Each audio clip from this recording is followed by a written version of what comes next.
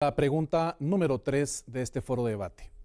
Hace unas semanas, una manta vinílica en un restaurante de comida rápida en Villanueva decía: a causa de la delincuencia e inseguridad, suspenderemos operaciones de forma temporal. Los extorsionistas, que no solo son mareros, sino también imitadores, los obligaron a cerrar. Eso también le pasa a negocios pequeños y medianos.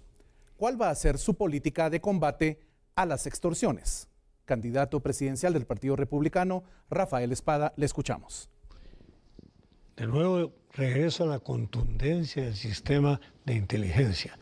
Las extorsiones vienen del sistema penitenciario, que está tremendamente contaminado, junto con el Ministerio de Gobernación y todas las autoridades del gobierno. El sistema penitenciario hay que controlarlo absolutamente. Tenemos que cerrar y tener cárceles. Nosotros planificamos 2 cárceles por lo menos de alta seguridad, totalmente herméticas, en la que no haya conexión ni haya ninguna comunicación con el exterior, porque de ahí vienen estos sistemas. Tenemos que hacer un trabajo de comunitario. Estoy de acuerdo con los colegas de tener un trabajo comunitario en la que todos participemos en regularizar y controlar a estos grupos.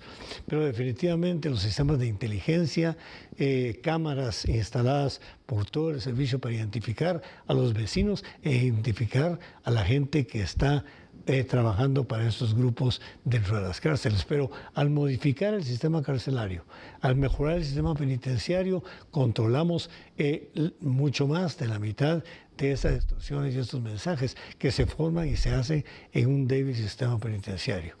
Y creo que debemos de integrar todas las fuerzas de seguridad, el ejército, la policía, todos conjuntamente, trabajar en evitar que estas comunicaciones existan. Hay sistemas electrónicos modernos, hay sistemas de control en la que sí podemos absolutamente aislar a estos individuos. Con 2 cárceles grandes de control total se puede hacer. Claro, la construcción va a venir en cierto periodo de tiempo. Para mientras podemos utilizar las que tenemos. Están Fraijanes, el Boquerón y Canadá, que se pueden poner herméticas y poner un sello a todos estos grupos que vienen trabajando desde el sistema penitenciario. Y recuerden que el encargado de la seguridad nacional es el presidente de la República y es el que va a dirigir las acciones directamente. Gracias, candidato del Partido Republicano. Es momento de responder esta misma pregunta por parte del presidenciable del Partido Victoria, Amílcar Rivera. Quiero decirle a usted y preguntarle, esta noticia de esta cadena pues fue muy sonada y muy famosa en toda Guatemala, pero ¿qué pasa con la gente de la economía informal, de los negocios pequeños, usted que ha sido extorsionado y que muchas veces no presenta su denuncia por temor y miedo a represalias? Entonces, tenemos que acabar con los mareros y extorsionistas. Queremos que en Guatemala se acabe la pobreza. Lo primero que tenemos que hacer es acabar con esa gente, porque si no, no viene la inversión a Guatemala, porque no podemos atraer inversión, no podemos traer más empresas, industrias, si las personas que van a invertir tienen el temor, al igual que usted, de que lo maten o que lo extorsionen. Entonces, la meta que tenemos es acabar con esas maras y extorsionistas, pero también tenemos que sacar del gobierno a una mara también que ha estado provocando y ha sido permisible que siga pasando todas esas extorsiones desde la cárcel. ¿Cómo se siente usted que con sus impuestos los mareros se les está dando de comer, se les está cuidando y todavía siguen delinquiendo? ¿Cómo es posible que el gobierno permita que las maras se les haya entregado a cada mara? A la Mara Salvatrucha, a la Mara 18, están en diferentes cárceles y prácticamente cada cárcel lo que se ha convertido es en el comando central de esas maras para que operen las extorsiones, los asesinatos y los robos en Guatemala. Entonces, en mi gobierno, si usted permite que yo sea presidente, ya no les vamos a dejar una cárcel a cada uno, los vamos a revolver, que estén ahí revueltos. ¿Saben por qué? Todos dicen, no, pobrecitos, que se pueden matar entre ellos, pero sí les estamos permitiendo que maten y extorsionen al guatemalteco. Eso no lo podemos seguir permitiendo. Ellos se van a ir a cárceles de máxima seguridad, a las brigadas militares, pero administradas por el Ejército de Guatemala, porque los mareros y los extorsionistas tienen que pagar lo que le han hecho al guatemalteco y los tenemos que desconectar completamente, que le sigan haciendo daño a la sociedad. Muchas gracias por su respuesta, candidato. Quiero recordarles la pregunta que se está contestando en este momento y es: ¿cuál va a ser su política de combate a las extorsiones? Es el turno del candidato del partido Voz, Manuel Villacorta. Gracias. Yo creo que para poder resolver un problema, lo primero que tiene que hacerse es conocer las causales del problema. Comparo esto con la ciencia médica, de la cual el doctor Espada es experto. A un paciente hay que hacerle un estudio, un diagnóstico, y a partir de ahí implementamos un tratamiento. Hay mucha retórica sobre esto. ¿Por qué las extorsiones están creciendo como crece un cáncer?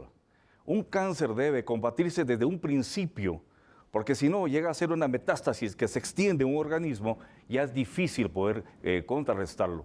Lo mismo pasa con las extorsiones. Las extorsiones son un cáncer y han generado, y eso no se dice, una economía negra subterránea. Son cientos de miles de familias que hoy viven por las extorsiones, reciben su salario mensual, son parte de todo un sistema de las extorsiones. Yo he hablado con expertos en el tema y me han dicho que esto es muy serio. No solo es de hablar que vamos a acabarlas o que vamos a poner prisiones. Esto es muy serio. Me han dicho, por ejemplo, el dinero que los extorsionistas recaudan no lo bancarizan, no lo llevan a un banco para que no les den seguimiento. También lo que hacen es que esos fondos los utilizan para lavar, para poner nuevos negocios, para poner un car wash, por ejemplo, para comprar motos o vehículos lujosos o terrenos, lavan el capital. Entonces los expertos me dicen, es muy difícil poder combatir porque saben muy bien cómo manejan esto. ¿Quiénes son las principales víctimas? Pequeños, medianos y grandes empresarios. Empresas de transporte, por ejemplo, y de servicios. Aquí se ha dado lo peor también, que es una lealtad delictiva y hay que denunciarla. Hay zonas que estos extorsionistas le han permitido a la policía que no ingresen a cambio de un dinero, de un pago obviamente ilegal, y hay una protección de territorio. Esa negociación bajo una lealtad delictiva es terrible, porque las fuerzas de seguridad que deben estar en primera línea en el combate a las extorsiones se convierten en socios de las mismas. Tenemos que crear una élite, un equipo, una fuerza de reacción inmediata para el combate. Inteligencia, infiltraje, seguimiento y persecución penal. Una estrategia de irnos hacia la cabeza del pulpo, que son los que dirigen las... Muchísimas gracias, candidato. Ahora pasamos con el último a responder esta pregunta y es el turno del candidato del partido Todos, Ricardo Sagastume. Definitivamente, certeza, confianza, credibilidad es una condición indispensable si queremos tener un buen gobierno. Como jefe de gobierno y presidente de la República, no me queda más que cumplir la ley que ya existe. Ya hablamos de la ley del Sistema Nacional de Seguridad y el Consejo Nacional de Seguridad. Pero en el tema de las extorsiones, las empresas de telefonía juegan un papel fundamental. Y existe la ley de terminales móviles. Esa ley tiene no solamente obligaciones que hacen que las empresas de telefonía deben cumplir. Por ejemplo, el registro de aquellas empresas que son vendedoras y distribuidoras de equipos terminales móviles. También deben llevar un registro de las empresas distribuidoras registradas de lo que son las famosas tarjetas SIM o los chips. Pero adicionalmente, esa ley establece una base de datos negativa y una base de datos positiva. Y no se cumple. Y si se cumple, no hay control del Estado para verdaderamente ver que se dé esa situación.